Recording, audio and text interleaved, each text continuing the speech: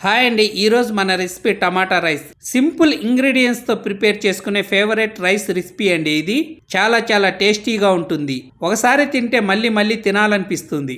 ఇందుకోసం ప్యాన్లో 2 టేబుల్ స్పూన్ల ఆయిల్ వేసుకోవాలి.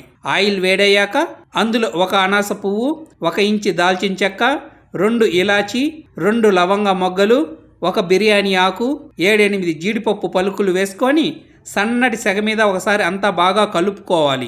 ఇప్పుడు అందులో 2 మీడియం సైజు ఉల్లిపాయల్ని సన్నగా తరిగి వేసుకోవాలి. ఈ విధంగా వేసుకున్న తర్వాత అంతా బాగా కలుపుకోవాలి.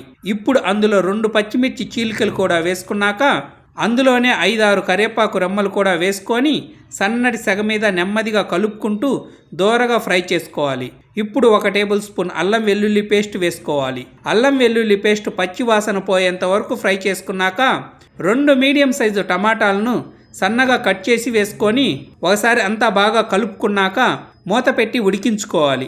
కొద్దిసేపటి తర్వాత మూత తీసి అంతా ఒకసారి బాగా కలుపుకున్నాక ఇప్పుడు అందులో 1 టేబుల్ స్పూన్ కారం, రుచికి తగినంత సాల్టు, 1/2 టీ స్పూన్ ధనియాల పొడి, 1/2 టీ స్పూన్ జీలకర్ర పొడి, 1/4 టీ స్పూన్ పసుపు వేసుకొని కలుపుకొని మూత పెట్టి 2 నిమిషాల పాటు ఫ్రై చేసుకున్నాక మూత తీసి కలుపుకోవాలి. ఈ విధంగా కలుపుకున్నాక ఇప్పుడు అందులో ముందుగా రెడీ చేసి పక్కన పెట్టుకున్న రైస్ను వేసుకొని నెమ్మదిగా కలుపుకోవాలి. సన్నటి సెగ మీద రైస్ను అంతా బాగా కలుపుకుని రైస్ అంతా కలిసే విధంగా కలుపుకోవాలి. ఒకసారి టేస్ట్ చెక్ చేసుకొని సాల్ట్ను అడ్జస్ట్ చేసుకొని మరోసారి అంతా బాగా కలుపుకోవాలి. ఇప్పుడు గుప్పెడు కొత్తిమీర తరుగును కూడా వేసుకొని కలుపుకోవాలి. ఈ విధంగా అంతా కలుపుకున్నాక స్టవ్ ఆఫ్ చేసుకోవాలి. అంతేనండి, వేడి టమాటా రైస్ రెడీ.